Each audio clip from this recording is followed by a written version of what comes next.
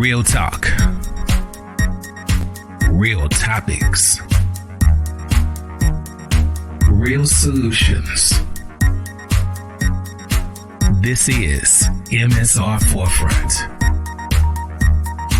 with your host, Stephanetta Harmon. Good evening, everyone. Thank you for tuning in to the latest installment of the MSR Forefront. I'm Stephanetta Harmon, and I will be moderating tonight's discussion. Before we get started, though, we would like to thank our show sponsors. We have the Minneapolis Foundation, and we have Minnesota Public Radio.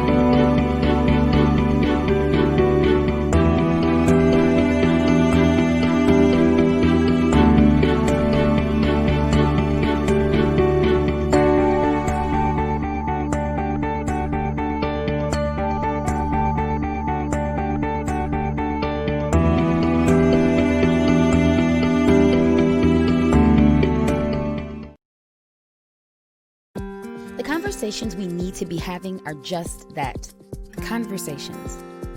Unscripted, two-way, more ways. Dialogue can heal the divisions. Listening, asking, to make sense of it all. That's what reporting is. That's what healing is. That's why we're putting more public in our radio. NPR News, discovering what matters, together. Thank you so much. And tonight we're discovering our own conversations here with the Minnesota Spokesman-Recorder. We're bringing Black conversations to the forefront with our latest hot topic, business ownership in Minnesota. We're talking challenges, surviving through a pandemic, and capitalizing on our own historic Black buying power. For those who are aware, nearly 60% of businesses that have closed during the pandemic will never reopen.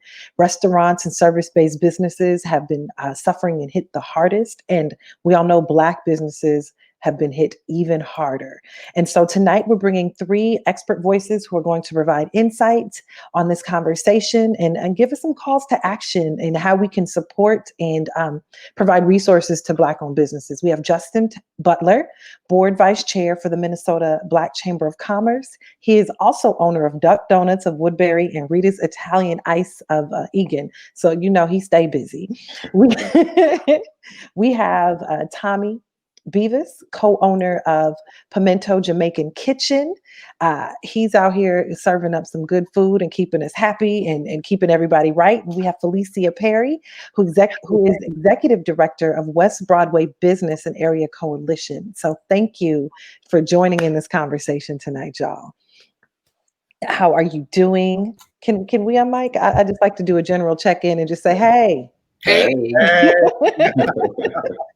I know we're doing all this extra stuff, but right at the heart of this for the MSR is just real conversations, real getting at the topics and getting at real solutions that the community can grasp and can move forward on and chime in on. And so, we're talking Black business, the impact of it, and how we can support businesses in the state. And so I want to start with you, Justin.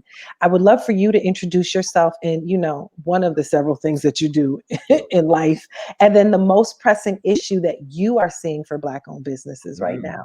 Yeah, no, I appreciate it. I appreciate the invitation for tonight as well. So, as you mentioned, I'm the vice chair of the board for the Minnesota Black Chamber of Commerce, own Doug Donuts and Rita's. I'm an accountant by education, and did my MBA at Northwestern in Chicago. Spent most of my career in financial services before hopping into entrepreneurship. And so, for me, that's kind of the foundation of being able to be in business and what I kind of bring to the table. I don't have a skill set, right? I don't cook. I don't, have an art or anything like that. I'm just a finance guy, which actually leads me to, I think, kind of your first question of what I think some of the most pressing needs right now for Black businesses are, is access to capital, right? Especially in this pandemic, right? So for me, we're down at Rita's, we were down 62% year over year. At Doug Donuts, we're down 48% year over year. And the only way that you can survive that is to be properly capitalized, right? And so for me, having the skill set that I have, I was able to financially engineer and capitalize my business appropriately. But that access to capital is thin for Black folks, right? I mean, at the end of the day, we don't have, loan money from mama and daddy and for grandpa or aunts, uncle, Right. whatever it may be. There's not a lot of let's all pool our money together and make something bigger than ourselves. And it's just not a lot of money to go around to begin with. So I think that's the biggest deal, is the access to capital. And, my chief concern now is even with some of the loans that are out there from the SBA or whatever, these disaster loans and whatnot. PPPs and all that. Yes. Yeah. And PPP, I think, is okay if you're getting the forgiveness, if you hit it. But for those that get like the disaster loans or got new lines of credit or whatever it is, well, when your business goes back to normal, you just going back to normal, and then you still got to service that debt on the back end, right? And so, that's one of the things we've been focused on at the Black Chamber, is saying, how can we do more grants and eliminate some of the debt that's out there to recapitalize some of the businesses? And so, that's one of the things for me that's been really, really big, is how do we get more capital into the businesses and all these big corporations that are out here talking about, I'm putting $100 million here and I'm putting $1 billion to racial equity. Where did it go? Right. So I don't know about any of you, but I haven't seen it manifest itself in our community. I haven't seen it in the hood. I haven't seen it in my parents' business. I haven't seen it in my friends' businesses. So tell me how it is that money is trickling down to eliminate racial inequities. And so I think we have to really get our arms around the capitalists out there and figure out how we can make it work for us. Okay. So we need to figure out how to get this capital to even capitalize on our power. Correct. That's a real good start. Felicia, you're over at West Broadway, and you went viral earlier this year for your fundraising efforts for Northside businesses. And folks thought, just because you got these cool $1 million or $2 or $3 or $5 in your coffers, that everything was magically going to be fixed. So can you talk about the work that you're doing and then the challenges that you're seeing even when monies do flow in? Yes, absolutely. Let me see. Where do I start? Well, Felicia Perry, Executive Director of West Broadway Business and Area Coalition. And the work of WBC is, when you really break it down, our mission is to do work that creates a vibrant and thriving West Broadway corridor and North Side community economic ecosystem. And the, part of that goal is that the things that we do and what's created and developed here actually benefits the residents. It serves our business needs, our retail needs, our, livability needs as residents, as well as those who visit the area. So that's encompasses a lot of the work that WBC does. Of course, this past summer, a lot of folks know, as you said, we went viral. And one of the results of that was being able to raise a substantial amount of money, historic, in fact, with regards to who it was intended for. Thus far, it's really one of the only fund sources that are meant intentionally just for North Minneapolis, very specific 3 zip codes, those businesses. And so what's happened is usually North Minneapolis businesses are used to kind of being left out of some of the funding opportunities. A lot of the businesses that have benefited from this fund did not get funding from the city, the county, or even those federal funds. So like they didn't qualify for the PPP, or they didn't get it in time. They didn't have, the thing about the PPP loan, as you know, Justin, is it's really based on people's relationship with their accountant and their financial institution. And so the way that it was working is that these banks, they were being proactive in hitting up their clients, the ones they know, their business clients. And a lot of our entrepreneurs didn't have that same relationship where they were bankable in that way, that they were proactively being sought out and supported and even applying for some of these things. So those are some of the context some of the things we have to put in context. With respect to the fund, putting that in context, a lot of that money was meant for businesses that were impacted both by COVID-19 and the uprising this past summer. And so what that created was this huge responsibility that my organization didn't have the capacity at the time to really manage. And so I've been doing quite a bit of work in the background fundraising for the organization. At the time, I was the only employee, but as of now, it is 3 full-time employees at West Broadway and a contract employee or 2 helping do this work. So that's been really amazing. And it's been really amazing to be able to bring on a team of folks that are already have roots in the community. So they're personally invested and brilliant. So just kind of a quick roundabout of kind of where that is. And also consider North Minneapolis is a community that's largely been divested from. So we don't get the type of donations that we've gotten this year. And through a lot of the work that myself and other organizations, Black-led organizations like the Black Women's Wealth Alliance, Northside Economic Opportunity Network, the African American Leadership Forum, the Minnesota Black Chamber of Commerce, some of the work that we've been doing as the Black Business Support Collective, Social Impact Strategies Group, which is a Black-owned business.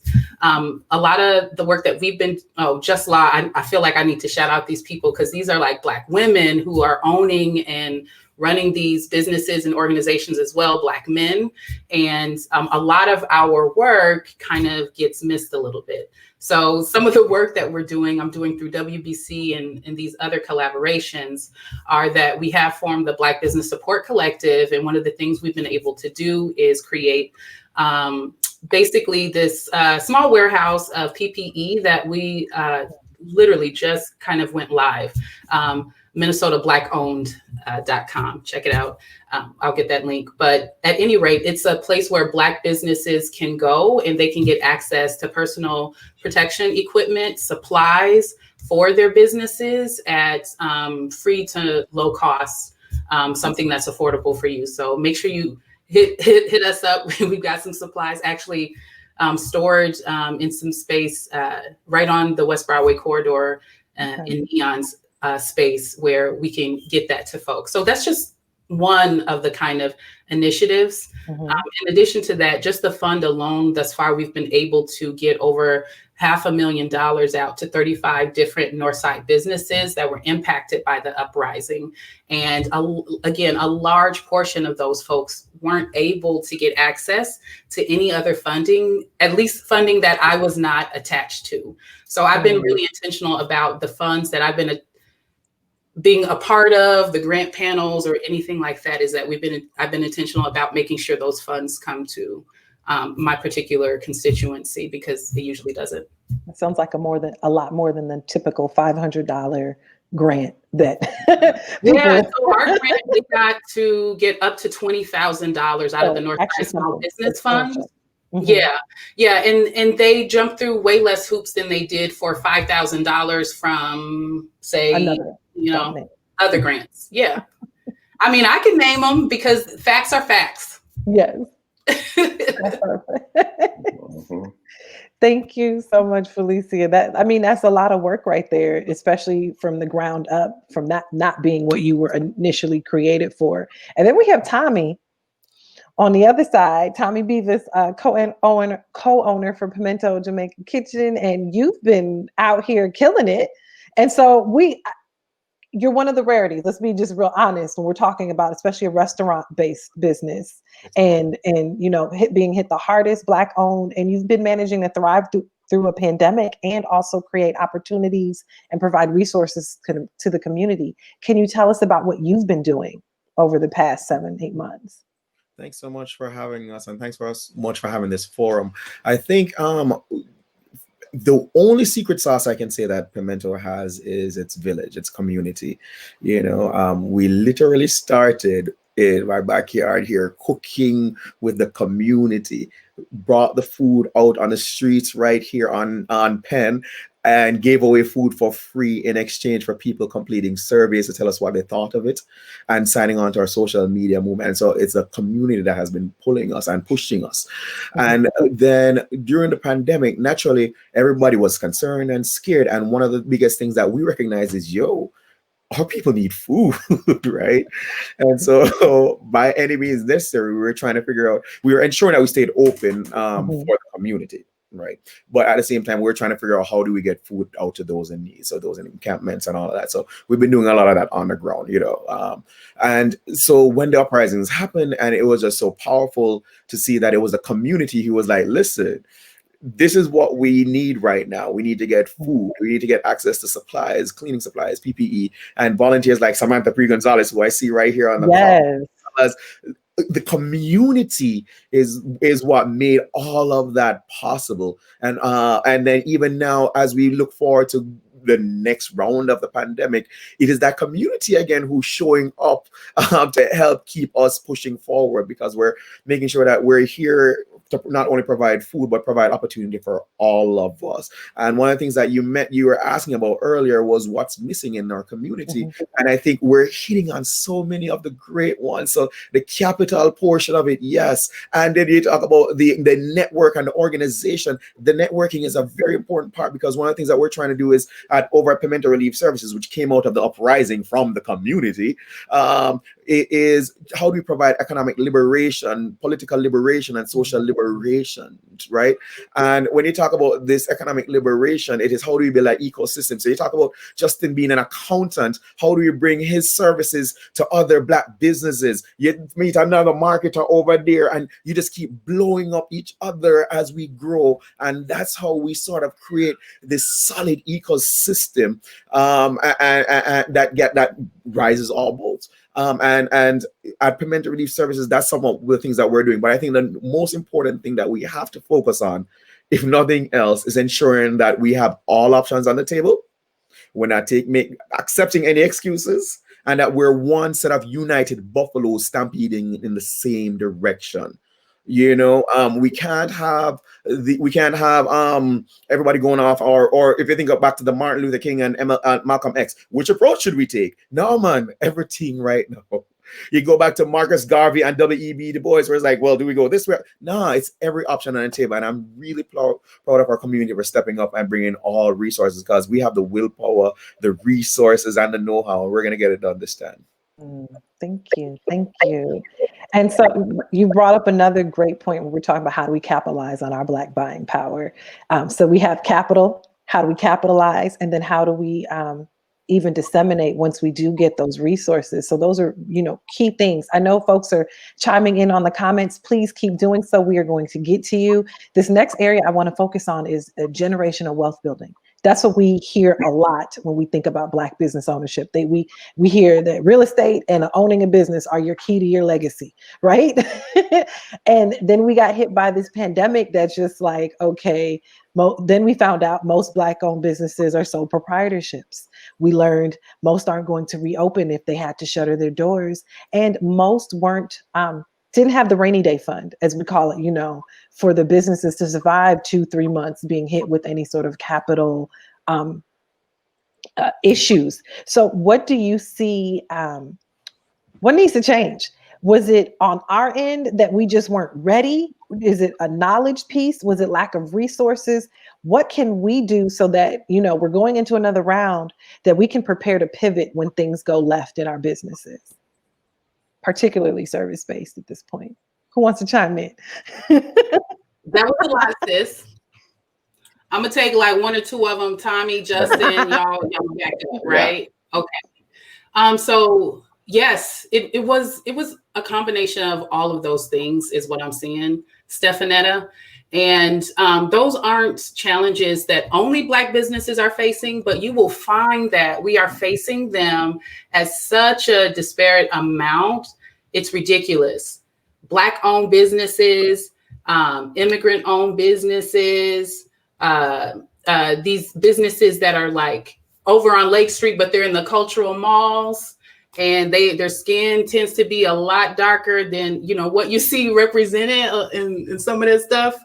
So they are experiencing this in so many different levels, and carrying the burden of really seriously systematic, intentional economic divestment and oppression that has been going on for, you know, centuries, right? So add that to us now also having a pandemic on top of the other pandemic we've been dealing with, and on top of the impacts of the uprising, which when you go and look at the damage reports, overwhelmingly, specifically, I know in North Minneapolis and some of those areas over on like Minnehaha, it is BIPOC owned businesses that were damaged and destroyed, right? Now, I haven't been able to answer the why. Everybody has their theories, but those where I say facts are just facts are facts. So we're dealing with all of those other things, and we're some of the largest impacted. Now, when you go and you start following the money, which I always encourage everyone to do, you will find that we're also not getting those resources either. Overwhelmingly, they're going to communities that had access to them in the first place. That's what happened with the PPP, and that's what happened with when the city decided to turn it into a lottery, and so did the county with their funds, you know. So again, and even speaking to entrepreneurs, I personally did a lot of work speaking to folks and advocating at the city and county level around including entrepreneurs in that. What I didn't tell them was to make it a lottery. That was one of the things I explicitly said would leave our people out of it. And that's exactly what happened. So like, to be quite honest with you, that's one of the reasons why I very much protect this fund and make sure that it's getting to Northside businesses, because we have to do that. We have to put intention around saying Black people, which is what we're doing at Minneapolis Forward Community Now Coalition. Again, this is like a coalition of people across the city pushing for all of these resources to come to these communities. And even within that coalition, we decided early on that first we're going to say Black, and we're going to say Black first. We're also going to say Indigenous. We're going to center these folks. And that's that is who we're focusing on as the beneficiaries of our work. And even the way we strategized and did that, where it's not a city thing, we're in partnership with them. And part of that partnership is telling your partner that we're going to stay Black. Mm-hmm. And we're going to sit for Black folks. Yeah. Right. Mm-hmm. And now, so that's one of the ways. Sorry. Thank you so much, Felicia. And Justin, piggybacking off of this, you know, the capital conversation is huge. We even have Samantha Pree who chimed in on, who's tuning in in our Facebook Live, and she's asking about patient capital, you know, the capital that allows us to pay it back later and not have these balloon payments and not have immediate paybacks. And can you explain that? Can you also share what kind of resources that we do have access to? And is that something that we can get to? Yeah, you know, and Felicia mentioned it earlier, and you know, one of the things that people have talked about is that the system is broken. Mm-hmm. And I don't think the system is broken. The system is working as it's designed to do, right? And that's one of the things I think we have to kind of wrap our minds around and say, the system is here, but how do we play outside of that box? Because the system isn't designed for us to succeed in it, right? 400 plus years, and that success measures just aren't there. So, you know, I think a few things. One, I would like to see us, Black people, talk about capital and talk about finances more openly, right? Because you don't know what you don't know. Not everybody's an accountant, not everybody's a finance person, a banker, whatever it is. And so we need to lean on each other, right? My wife and I had a conversation with another couple via Zoom, just catching up before the holidays. And we started to talk about where are we investing our money, where's our real estate portfolio, et cetera, right? And that open dialogue that I think we need to expand upon more inside of our community to get us more comfortable. Now, you know, outside of that, I do think that there are opportunities to utilize patient capital, right? There are well-to-do individuals in the Black community. There are people with capital that say, I want to do something. But I think that the question is the what, and how do we make sure that those people get connected, right? So if you are running a business, if you do have a great idea, if you want to invest in real estate, you need the capital to do so. And I think there needs to be some different mechanism that exists for us to partner together to bring more funds together on a regular basis. And that's what's missing. I think the dialogue has to happen first, right? Where we can all get comfortable with each other, right? I lived in Charlotte for almost 10 years. And my neighbor, like I worked at Lowe's at the headquarters, he said, Justin, this is a chocolate city. Why is there not a big Black accounting firm? And I said, one reason alone, trust, right? I got to be the boss. You can't be the boss, right? Well, if I put my money in, you put your money in, but you kill it and I don't, we got to forget all of that, right? And we have to take the dollar that I have, right? It's only going to go so far, right? You want to go fast, you go alone. You want to go far, you go together, right?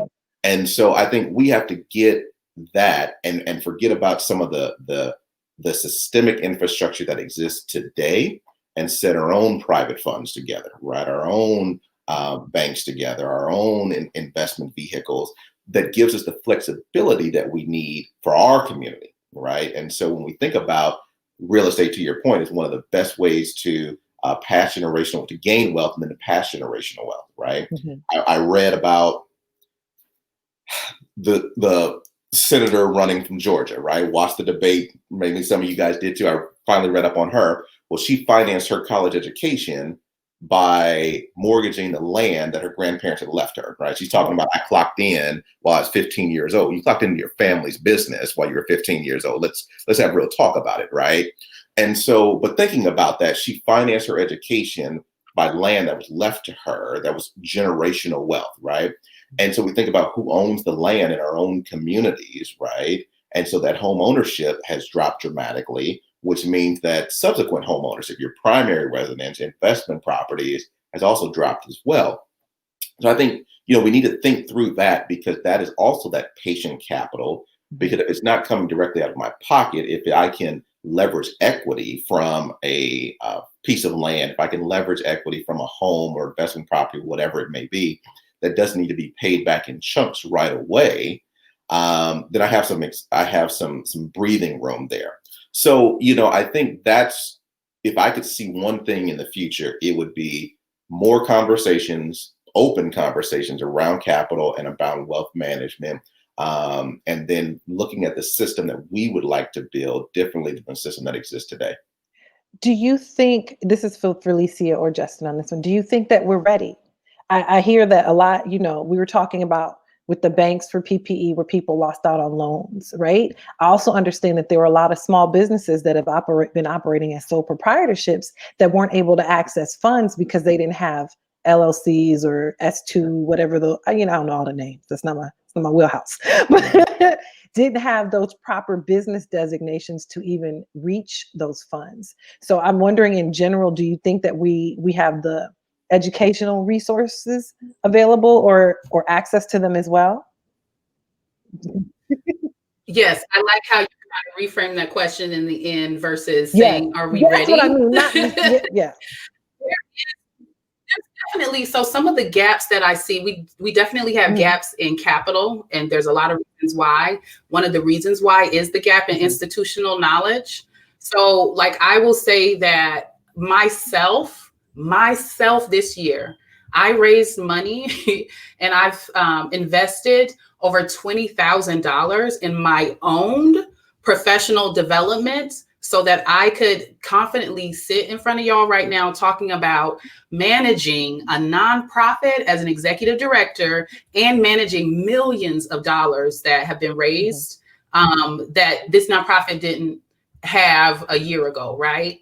And within that, also raising money to support my board's development so that we all could be like just really, honestly, this dope team. I'm trying to watch my words on my Spokesman-Recorder.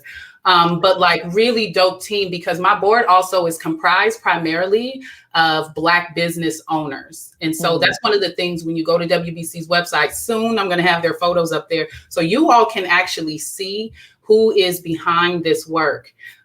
Doing this work for the community at large. You know, we have white folks on our board and all of that too. But again, one of the things our board did a while ago was say that our makeup should reflect the community that it's in.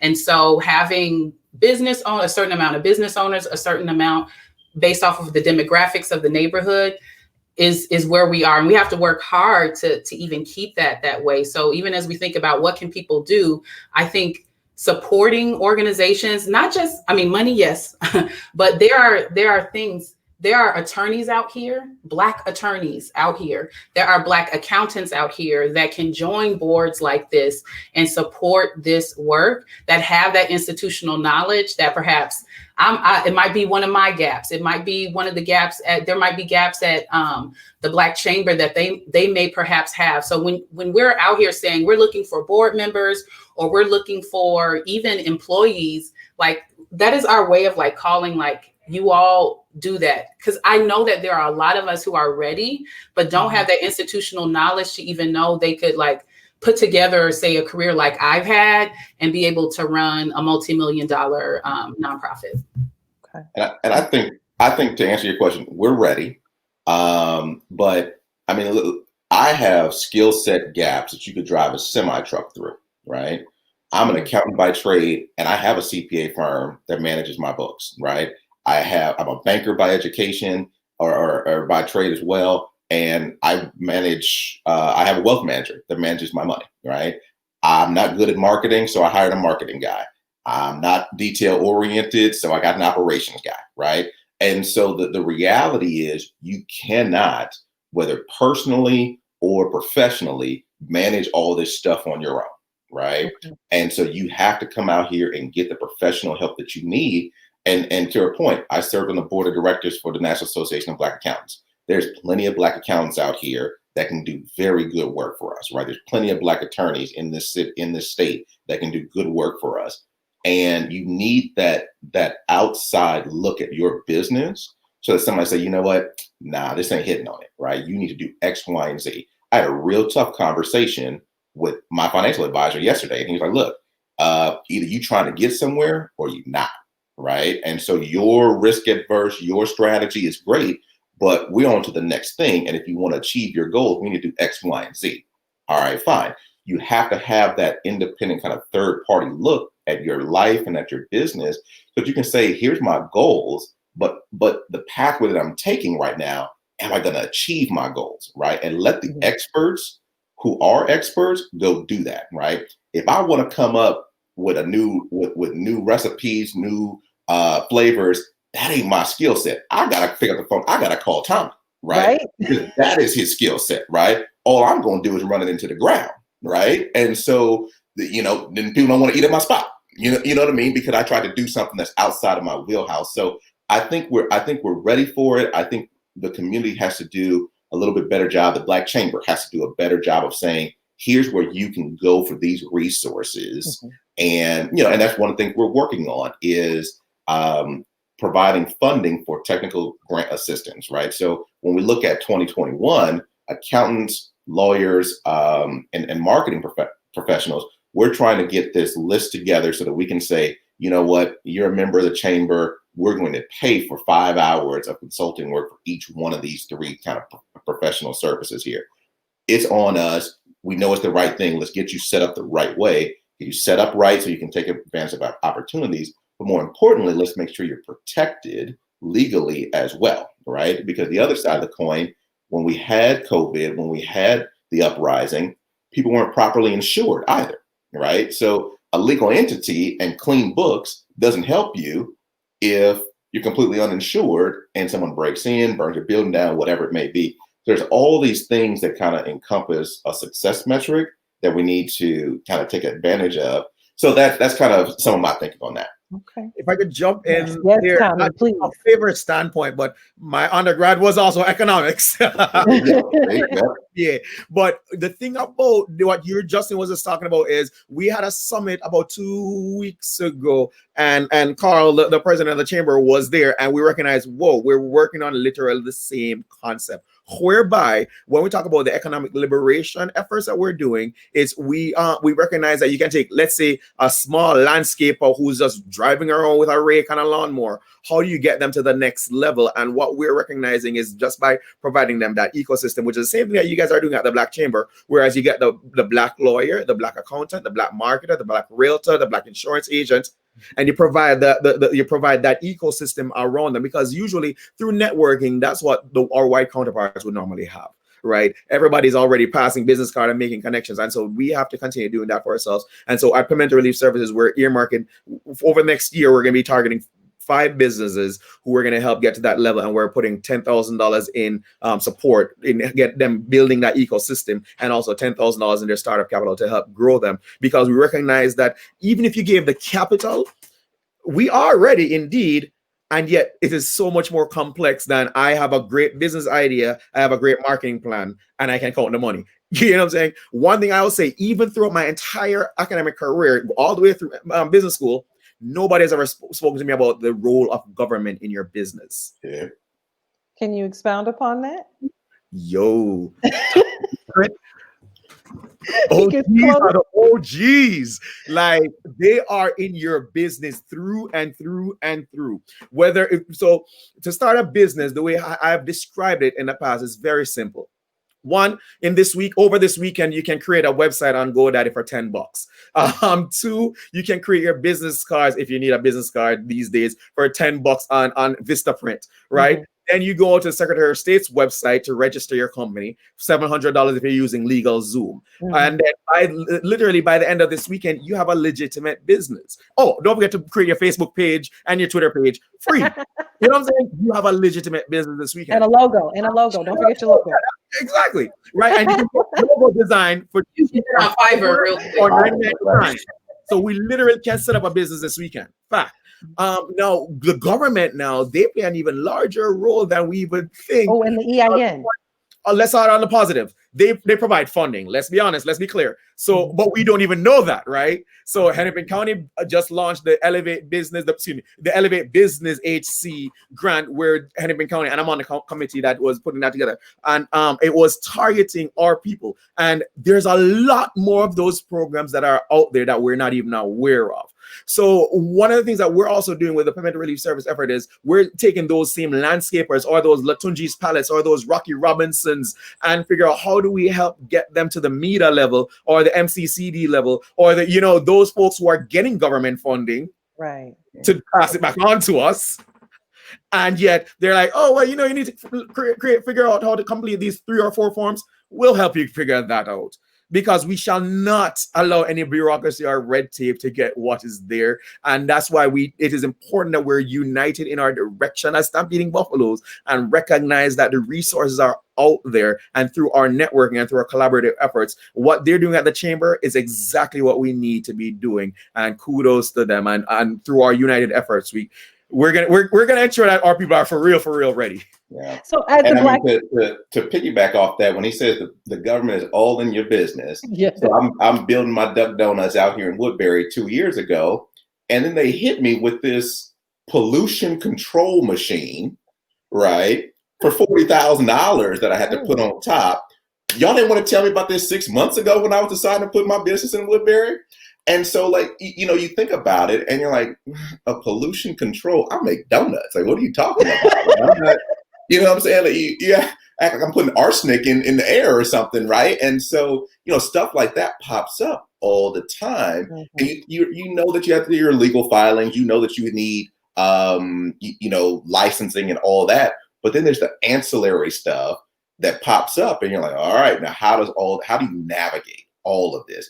I just want to make donuts, right? But I got to jump through all these hoops just before I can open my door to sell you a warm custom-made donut. So the food industry is the second most regulated, only after hospitals. Let's be honest on that one, right? And I would be negligent if I only gave the positive of the government. Thank you for balancing it out and saying, yes, they're on our necks. But a lot of the thing with government, though, is it's practically surprise how we have to learn these things. You know, and oftentimes these larger companies, they have the accounting firms and the legal teams who are already aware of it, anticipating it, and also codifying and writing into law the way it shall be. And we just have to stumble upon it. They slap us on the wrist, charge us a fine, and we figure out how to move from there. But one of the things that's happening in the city of Minneapolis too, though, is they're figuring out how to sort of like consolidate those resources in their ready for business concept, where you can literally just go and they give you the 2-pager, if you will, with all the 1, 3, 4, 7 steps that you need to click on to create your business. So negative, and yet if the resource out there, let us try to get it out to our people as best as possible. That's a big thing, though, is, you know, for you as a Black business owner, where do you go to find that? I know that there's a lot of talk, and if you have the connection, if you have the golf buddy or whoever that partner is that's already in there, but most people who are starting did that whole weekend situation, and now they're looking for, what do I do next so that I don't lose my business? And they don't even understand. Sometimes you just got to pay. There's a fee, a tax just on owning your business, right? Just to have it existing, and then they lose their business after they've registered it. So it's where do we go? You know, you come to some of these folks, you come to the folks that are on this call, number one, the Minnesota Black Chamber, like even WBC, as Justin even said, like we all have more work to do. There are all ways that we can be better at our work. But one thing we do, and we have been doing well this year, is staying connected to each other. So even though I haven't interfaced with Justin directly in any of my work, I've been working with the Minnesota Black Chamber collaboratively and specifically around how do we get this information out? How do we share information institutionally that we know helps, you know, this cross sector of folks that we are all serving. So I think these are great places. There's places that are, you know, very place-based, like, you know, my organization, our work is area-based in North Minneapolis, right?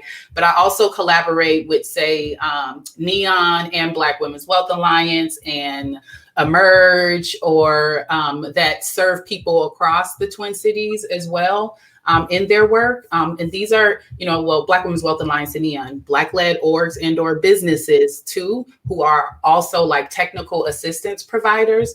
And when we use that term, that's really like those, that little bit of expertise around business development and stuff that our organizations can offer, in addition to helping you connect to resources.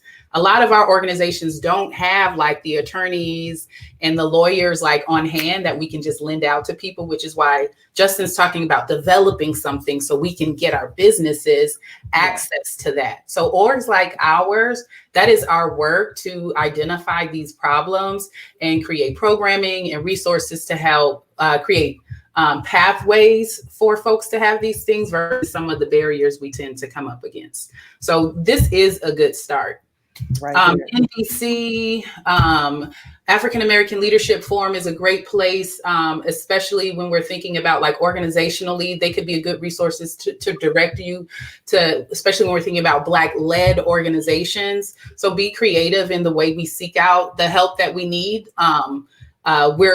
There's very intentional effort, whether people see it or not, amongst us, Black leadership, in connecting to each other and each other's work so that we're not stepping on each other, and our collective efforts and energy can bring in all the stuff we know our people need. So just trust that that is happening and start plugging in. So for everyone tuning in, again, this is MSR Forefront. We're talking Black business ownership, impact, capital, access, all these amazing things. You just heard Felicia share some important places that we can go. I know a lot of times when we do start, we think that there is nothing out there, and we just want to be clear that there are tons of resources. We have 3 community leaders and organizations and a business owner right now who are creating and making a difference in what ownership looks like. Resources, access. Please check the comments for their links. And then also I want to talk, talking in terms of how we support existing Black businesses, right? There's always this conversation about how we capitalize on our Black buying power. We know the Nielsen data is like 1.3, 1.4, 1.5 trillion dollars that we spend annually. We over-index and outspend on just about everything as a Black community. What can we do when we talk Black business? There seems to be, when you say go on and support a Black business, right? There seems to be some sort of, well, I don't know, this is why I don't shop Black, or this is why I do this, or how do we shift a mindset around where it's not just thinking that we're shopping Black for an attitude per se, but because we are supporting our development of our communities? I mean, we record spending right now, but we still talk. Come on, social media is live. So if I were to jump into while Felicia and Justin formally, I'm gonna take a stab and say I think there's several things that we need to do. We need to know that the same way in which a lot of people have closed doors in our faces, we need to work triply hard to open doors for each other. And support each other. Also, I think another big and important part of what we're doing too is ensuring that is not only the networking aspect, but it's also how do we even figure out how to when I think of like a Rocky Robinson, that's a great product that's targeting young Black queens, right? So how do we even help? Shout out to Audra. Big up Audra. Blah, blah, blah. But it's like take that, right, and get it like say on a Target shelf in our own community. And so even if a Target were to say open on West Broadway, it's not about just Target. It's Target selling the Rocky Robinsons of the world to where we're going into that Target, supporting that Rocky Robinson. And in turn, now Rocky Robinson is building their own factory right here in North Minneapolis, ensuring that we're producing it there and we're selling it through whatever vehicles we have. And it's us changing our mindset about it. And it's us forcing others to change that mindset. One thing I've been telling people, you better open the door, because when we come, we're kicking down the door and it might get burnt down. It's a new day. We're not taking no right answer now. We're going to solve this. And it's not always convenient and easy to buy Black. Right. I mean, I live in Woodbury, right? And so I have to pack a lunch to go get dinner, right, at a Black spot. You know what I mean? And so, but I do it because it's necessary, right? Black businesses tend to employ Black people at a higher rate, right? You don't have a conversation around the wages for Black employees at my business, right? Because we take care of our community when it comes to employment, to compensation, for opportunities, right? And all of that. And so there's the trickle down effect that happens when we have Black businesses, right? And so, you know, that's really, I think for me, the big deal is, you know, I don't have 13 locations around town, right? You know, there's some Black businesses around here, that McDonald's and whatnot, that has 13, 15 locations, right? That's fine. Shout out to the Baylors. That's right. You know, that's generations. That's right. But it takes time to get there. Yeah. That's right. It takes time to get there, but they never would have gotten there if the community would not have supported them back in the 80s and 90s, right? And so, you know, there maybe needs to be a Pimento on every corner, right? In every major suburb. So how do we make that happen, right?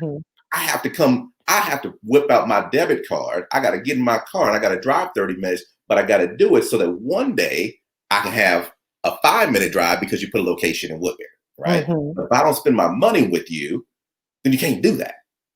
And so everything is inconvenient until it becomes convenient, but we got to use the money, right? Let's use it in the right spaces. I'm not saying don't go to Nordstrom's. I'm not saying don't go to Ruth Chris, right? Or you know, don't go to Dunkin' Donuts. Go to where you want to go, but make sure that you spend a healthy percentage of your money with Black businesses as much as you can. So we want to be more intentional. Yes. That's right. Yes, intentional. And dare I say, something that you kind of sparked in me while you're talking, Justin, is we can help our businesses solve some of these problems by being innovative and how we find ways to access them too. You know what I mean? So I think about like, and I'm not saying, you know, call all your business owner friends and be giving them all that unsolicited advice, but you know, right now it's so important to be supporting specifically our food businesses. That's literally in any community, right? But like our food businesses, our Black food businesses are suffering quite a bit as well. Their supply chain is just all crazy right now because everything's so expensive. So even though there's a high demand for food, right, to get delivered and ordered, a lot of them aren't set up that way because, they had made 5-year plans to be a dine-in spot, right? Not like a 5-year plan to figure out curbside delivery and then hook up with some company like a DoorDash to make it happen, or figure out how to pivot their staff around to not be wait staff to now be delivery staff with a whole different type of insurance situations, right? So how can we, be innovative? Who are our digital marketers who know how to help promote those businesses? Who are our folks who know how to help these businesses pivot at a time like this and map out that new plan for 2021? Some of that stuff helps them be more bankable because they have to come up with this for some of their financial institutions or grants or whatever in order to prove that they've kind of figured out some kind of way to survive. We can help support in those ways as well. And not to be funny, but I do stuff pay, instead of paying, I'm switching all the money I've been spending on DoorDash to get stuff delivered to me working at home to trying to supporting Black owned catering companies and meal prep services, small entrepreneurs, working with them, might give them a little business advice on the side, you know what I'm saying? And tell them about I see that you're located in this community. I know about this business association that has resources. Make sure you hit up this person there. My funds are for, this particular place, but I know that because I'm talking with these other organizations that they have something for you. So go to them. So there's that creative intention behind it too. I'm leveraging my stuff for all of us, for real. So I think those of us that are out there who can think of those ways to do that, be sure that you're sharing that wealth of knowledge and experience with these Black business owners, because we kind of need everybody all hands on deck so we can get through this. Yeah, agreed. Nice. Thank you. So yeah, this is it right here, y'all. I know we don't have much time, and we could really do this for 2 more hours. Thinking in terms of the shifting in mindset and how we do become more intentional, how do you think businesses, what roles in terms of marketing, are we missing things in marketing? Are there other things? I know I would say for the Minnesota Spokesman-Recorder, the Black Business Spotlight has been a big thing. It kicked back off when I was here a year and a half ago for editor-in-chief, and it became the number one thing on the site. No matter what else we talked about Black, news, politics, education, health. As soon as we talked about a Black-owned business, that was it. Everyone took off in oh my God, there's another one of us. What other? Thank you for giving yourselves credit, because everybody been copying y'all with these business spotlights, right? Yes. Down for calling it a business spotlight. And I remember just being so why don't we just hit up the Spokesman-Recorder to do the business spotlight? So yes, you all have been doing that for a while, and it is a model a lot of places and organizations, even organizations like mine, have been doing to help promote our businesses. And that is huge, that visibility thing, and opening them up to a different market. I'm in conversations with various places that have these media sources and platforms that, I feel like I got it on lock. Northside, when I'm on Northside, I know some Northside knows, right? But right. There is money outside of our community. I want to come here so we can keep circulating it here, if that makes sense. So I want all the money. So when I create these Shop Northside boxes where anyone with a post office that we can mail, we can mail stuff to, can have this box full of the Northside business and business economy experience inside that box, where they can then learn how to shop, because we've helped them set up e-commerce sites. Mm-hmm. Where they can, and even with our Black Friday on Broadway vendors, we couldn't have an in-person pop-up. So we switched it to, online. And we supported the business owners by creating these shipping toolkits for them, giving them advice on how to process orders. Everybody didn't have an online marketplace, but how do you take in some orders from your Instagram and set up a system? And then we give you all these different shipping supplies you need for the different things that you're sending. So organizations like mine kind of come up with programming like that. We mix it in with a little bit of like funding and sponsorship from like Target, who helped us, you know, create that site. And just like really, we have to do that for each other. Like we have to think of ways that we can help them solve those problems too. Because 9 times out of 10, this small business owner is trying to figure out their problems, their family problems, and some of their friends. And it's so helpful to have that kind of support behind them where they don't have to be everything for everybody, even themselves. And Tomme, same for you. Like you've managed to translate your local coverage into national coverage as well. You know, so we're seeing your story told on a national level in the work that you're doing. How has marketing helped your business? And was it something that you considered when you first started? I'm a natural marketer for real, and I enjoy marketing. It's just like something I fully enjoy, to where I literally did not choose to do marketing as an undergrad because I thought it was too easy. But that is separate from that. I think all of what you're asking about, though, is about the community spotlight, if you will, on what we're doing here. And again, it is the community that has been the most instrumental in getting that national media. And what we're doing is just try to represent our community as best as we possibly can. And to be honest, with the marketing side, what my advice with people right now, as it relates to marketing in general, is be your authentic self. Right now, authenticity, it's in. Just be you. And quite honestly, we are in demand. So be you. Awesome. And so, you know, before we close out, I guess my question to you all, I know there's so much more I want to touch on, but we're talking Black business ownership, impact of our Black buying power, and resources. So we kind of went across the gamut here. When we log off today, what are some things that we can do as viewers and readers to say, this is the next step for me, either as a business owner or as a supporter in the community? Are there any like calls to action that you want us to pick up? Justin? Yeah, I mean, you know, I'll reiterate, getting really comfortable with having an open conversation around finances, right? If you want to start a business, it's going to take a deep dive into your finances to make that happen. If you want to stay in business, the same type deal, right? And so, you know, I conversation with. Well, I have my own little board, my own little personal board of directors, right? Okay. And so, you know, if you have a financial planner, if you have an accountant, if you have a guy at the bank that you work with, if you know somebody in business, right, you have to get comfortable with them, right? I have a friend of mine that works in Charlotte, works at an accounting firm. She and I have talked for years about our salary. When we go in and talk about our negotiations, our bonuses, whatever it is, it's dollar for dollar. She knows what it is. I know what it is. And we had those conversations to help us through this.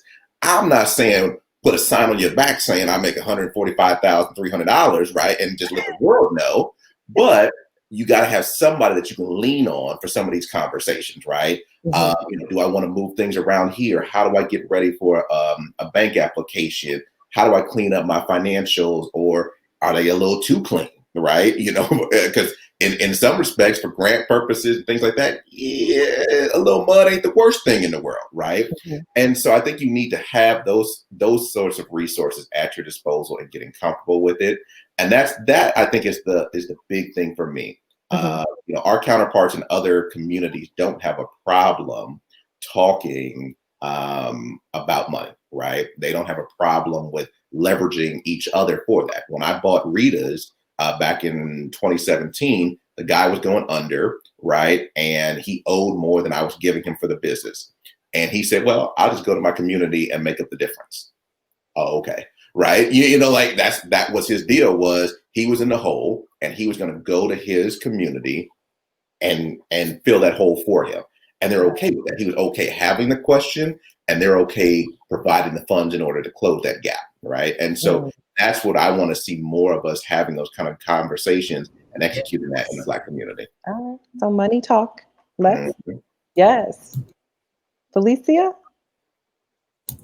I really agree with Justin around having those really clear conversations about your money. I kind of put in our private chat, the people we're talking to, we are not talking about hitting up that credit repair person in the Facebook group. Like, that is not what we're talking about. There are actual financial counselors with certifications around how they do that with some institutional knowledge as well. And these folks are usually trained so that they can get you prepared for something, you know what I'm saying? Not just play with numbers because they can, right? So be really intentional around that, and hit up reputable institutions to find out who. That's literally what I do as a leader of an organization. Is I hit up people like, well, what accounting firm? What Black or what BIPOC accounting firm, or what and find out through word of mouth that way. But some of the actionable things that I feel like we all can do. Think creative about what the support of Black businesses are. I know everybody don't have that money, but some of us know people who have money that we can just be that buzz in their ear to get them to find ways to get their money to circulate throughout our community as well. I do a lot of work like that, to get other people's money to circulate. Like, we can do that as well. I would say as business owners, get your stuff together and be prepared in the sense that not just that you have that cushion of money, but you have that cushion of a support system that's going to do like the gentleman Justin talked about, that's going to help fill in them gaps because they believe in you. We can't be passive thinking, I'm an entrepreneur, I'm just going to expect everybody to support me and I don't have to try. There's really a certain amount of learning we all have to do, and you have to do that work too and continue to do it. So yeah, that's what I'll offer. Awesome. And Tomme, any final calls to action on your end with your relief efforts? Or Yes, absolutely. What I would say is everybody needs to see themselves as an instrument of this liberation movement, right? Nobody would have thought that a jerk chicken restaurant could have been at the center doing what it's doing. Nobody would have thought that Minneapolis would have been the epicenter of our liberation. It is because this is our moment, right? And we're going to turn this into a movement. And we talk about liberation, we're talking about economic liberation. So how do we get more Black people to get up and start their own Black businesses? And also the little side hustles, how do we legitimize them? That's what we're talking about, right? Yes. And then how do we build that ecosystem around those businesses to where those businesses are lifted up as well as the ecosystems that are built up? When we talk about the social liberation, we talk about the healing. We need healing as a people. We also need to talk about how do we talk about our cultural reparations so people aren't surprised by who we are with things like Juneteenth, right? When we talk about how do we get the curriculum in schools to where teachers can now teach Black history and history more accurately. So that's liberation. And then finally, the political liberation is how do we get more people to run for office? How do we get people to show up to vote? How do we create the grassroots grannies in the church basements writing letters? And also, how do we even create a Black political action committee to where we're fundraising to support all candidates? Because politicians pay more attention to money these days than they do our votes. So let us ensure that we are seeing ourselves as an instrument of liberation, no matter where we fall in the spectrum. Okay. This is it, y'all. Well, thank you so much. I just, real quick, we heard action, we heard conversation, and we heard education. So there is no reason right now, Minnesota is equipped, y'all. Black businesses are equipped. There are resources out here. There are people on the ground doing real work that have long been doing it before a pandemic, before uprisings and civil unrest. There have been people who have been very committed and dedicated to our communities. We have 3 of them right now, Justin, Felicia, and Tomme. And I want to say thank you so much for getting in on this conversation. I look forward to us finding and hosting new conversations that go beyond just this part. Because we could just talk, Felicia, right now, just about one part that you've been doing, Justin, one part that you've been doing, and Tomme another part. And so this is just the beginning, y'all. This isn't just a one-off where we just come in and just make kumbayas and feel good. We're really about action, and right here we have action, conversation, and education. So I hope that you can go to their sites, check them out in the comments, and also follow the Minnesota Spokesman-Recorder. For those who do not know, the Spokesman-Recorder is actually launching a Black-owned business directory. tomorrow. I was going to share the link, but I have some questions now because Felicia, you just said yours was Minnesota Black owned, MN Black owned. It's not a directory. Okay, because I'm just like, oh no, we have Please Black do that owned and MN. connect with us so we can make sure we can share that Yeah. information. Come on. So I'll share it. The website goes live tomorrow. It's blackownedmn.com or Black Owned Minnesota. So it's two, and there's a place for all of those business spotlights, all those resources, and all those things that people have been asking in terms of here's Black owned businesses, and we want to list resources like Felicia and Justin and Tomme and your organizations on that directory as well, so people know that there's a place. Not only are we celebrating Black owned businesses, but this is where you go if you want to be here. You know, I mean, so this sounds like another important thing that we can pour resources into, making sure that we sustain this directory. Because it's the beginning. You know, there are more Black businesses than we can count in the state of Minnesota, and we continue to be surprised, continue to be uplifted, and to continue to be have heartwarming moments around the businesses that we see being created. I mean, Justin, I know when y'all did Rita's a couple years ago, I was like, so there's a Black ice cream? How in cold? I remember when you were interviewed for that. So I'm just like, this is what we doing out here. Like, yeah. And that's where we're at right now. And so I know I'm supposed to close this out, y'all. So this is the Minnesota Spokesman-Recorder. Thank you for tuning into MSR Forefront, where we are bringing Black issues in Minnesota to the forefront. And thank you and good night. Good night. Thank you.